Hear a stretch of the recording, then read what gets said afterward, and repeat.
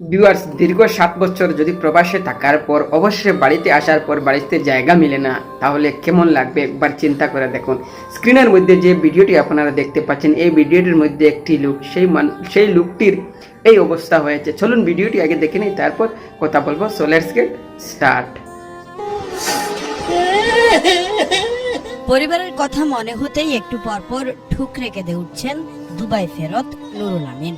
7 বছর পর ফিরেছেন দেশে, কিন্তু খালি হাতে অসুস্থ অবস্থায় ফেরায় তাকে নিতে চাচ্ছে না পরিবার। সেই শোকেই গত 3 দিন ধরে অঝরে কেঁদে যাচ্ছেন তিনি। কাঁদতে কাঁদতে বন্ধ হয়ে গেছে তার কথা বলার শক্তিও।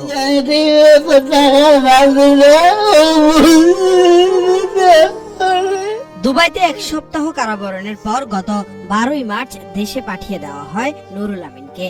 বিমানবন্দরে এসে আর্মড পুলিশ ব্যাটালিয়নের সহযোগিতা নিয়ে কল করেন নিজের স্ত্রীর ফোনে, কিন্তু ওপাশ থেকে জানিয়ে দেওয়া হয় নুরুল আমিনকে নিতে পারবে না পরিবার। বাধ্য হয়ে নিরাপদ আশ্রয়ের জন্য এপিবিএন তাকে পাঠিয়ে দেয় ব্র্যাকের মাইগ্রেশন ওয়েলফেয়ার বিভাগে।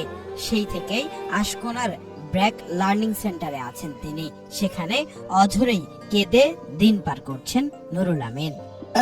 যাওয়ার আগে ভালো ছিলেন? বিদেশ যাওয়ার যে টাকা সেটা উঠাইতে পারছিলেন?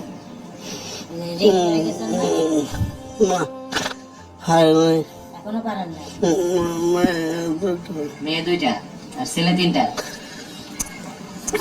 বড় ছেলে আছে, সব ছোট ছোট। মেয়েরা বড়? বিয়ে দিছেন?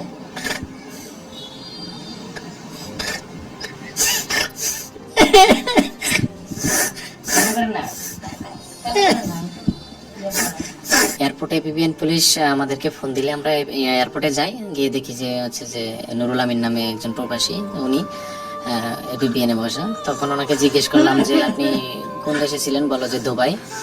তখন একটু কথা কিছুটা বোঝা গিয়েছিল, পরে এখন তো কথা বুঝতেছি না। বললো যে 7 বছর আগে বিদেশ গেছে, ছেলে মেয়ে কতজন, বললো যে 5 ছেলে মেয়ে। তো ওনার ওয়াইফ এর সাথে হচ্ছে যে উনি জেলে যাওয়ার আগে যোগাযোগ করছে, পরে আর যোগাযোগ হয়নি। তো ওখানে 7 দিনের মতো জেলে ছিল উনি। আর এমনিতে জেলে যাওয়ার আগে সুস্থ ছিল, পরে জেলে যাওয়ার পরে অসুস্থ হয়ে যায়, স্ট্রোকের পরে এই অবস্থা। জি, এটুকুই জানা গেছে ওখান থেকে। এখন উনি তো একটু পরে পরে কান্না করে, হয়তো পরিবারের কথা মনে পড়ে, মনে পড়লে কান্না করে, ছেলে মেয়েদের কথা মনে পড়ে। কিন্তু এখন পর্যন্ত কেউ আমাদের সাথে যোগাযোগ করেনি ওরকম যে ওনাকে নিয়ে যাবে বা কেউ আসবে নিতে, দেখতে। কেউ যোগাযোগ করেনি ওনার পরিবারে।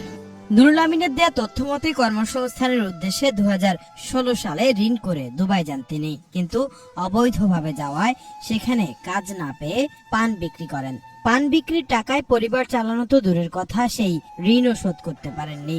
এর মধ্যে গত সপ্তাহে দুবাই পুলিশের হাতে ধরা পড়েন তিনি।